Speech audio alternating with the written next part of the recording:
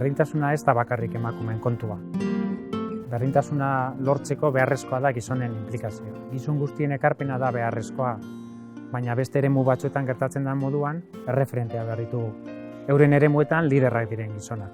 Hain justu horregatik, 2017an gizon politikariekin ekimen berezi bat jarri genuen martxan. Gizon politikarien bi talde sortu genituen. Bata udal mailan, Eudelekin batera, eta beste Eusko Jaurlaritzan. Emakume eta gizonen artean berdintasunik ez egotearen korapilo hori askatu gabe daukagu. Eta korapilo hori askatzeak eskatzen du ez emakumezkoen ardura bakarrik. Eskatzen du azkenean gauzari gehienetan agintea daukagun gizonok ere gure parte hartzea, ezta? Beste lanek ez askatuko da korapilo hori. Creo que los hombres que nos dedicamos a la política tenemos que tener en cuenta que esa exposición mediática debe servir para confirmar los valores y principios éticos que se sustentan también en la libertad y en la igualdad. Tuve conocimiento a través de Emakunde, que quería poner un grupo de trabajo en marcha sobre un poco el papel, el rol de los hombres en la política, y bueno, creía que fuera una idea magnífica, era fundamental, porque primero es verdad que en nuestra labor diaria, en nuestros discursos, en el hablar con la gente, la política de género muchas veces la tenemos un poco ausente, y en ese sentido creo que era un grupo de trabajo muy interesante en el que poder participar y luego también ser un poco reflejo para el resto de personas que están en el día a día en la política, sobre todo en la política municipal. Emakunderen helburua bakarra zen. Gizon politikarien prestakuntzarako, elkartrukerako eta gogoetarako espazioa sortzea. Espazio apala, askotarikoa eta diskretua.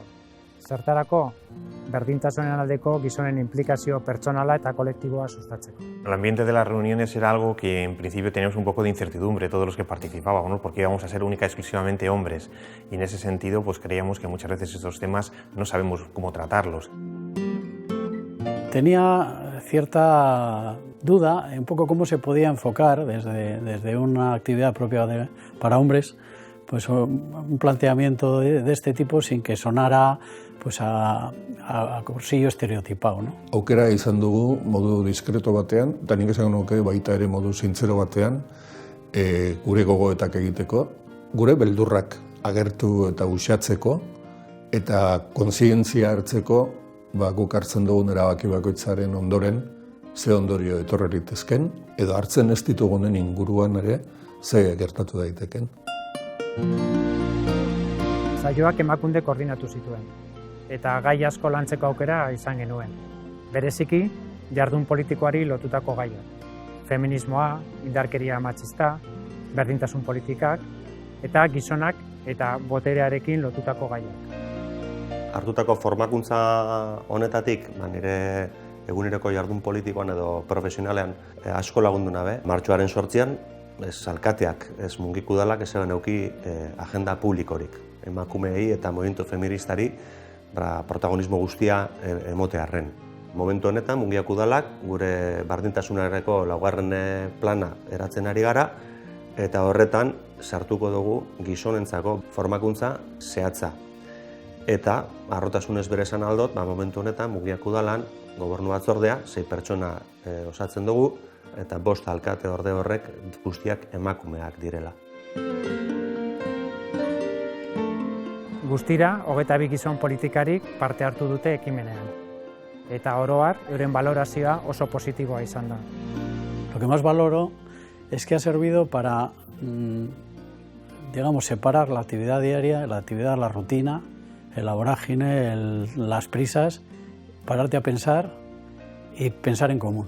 Creo que nos ha servido para que representantes políticos de diferentes ideologías y de diferentes ayuntamientos reflexionemos sobre un tema que es común a todos, que es lograr una igualdad que todavía no está garantizada, y en este sentido, pues cuantas más personas podamos participar y cuantos más hombres podamos participar en este proyecto, mejor, ¿no? Creo que Gizonduz nos hace mejores personas y también políticos más eficaces. Berdintasunik ezaren korapiloa gai larri bada, giza eskubideekin du zerikusia, eta hau ez dela izan egun bateko bultzada bat, baizik eta ekimen jarraitu bat. Etorkizunari begira, sare pointak sortuko ditugu, landutako informazioa eta agiriak eskura izateko, eta taldekideen artean komunikazioa ahalbidetzeko. Horrez gain 2 proiektu jarriko ditugu martxan. Gizon politikarientzako harrera gida bat eta udal mailan lurraldekako gizon politikarien taldeak sortuko ditugu.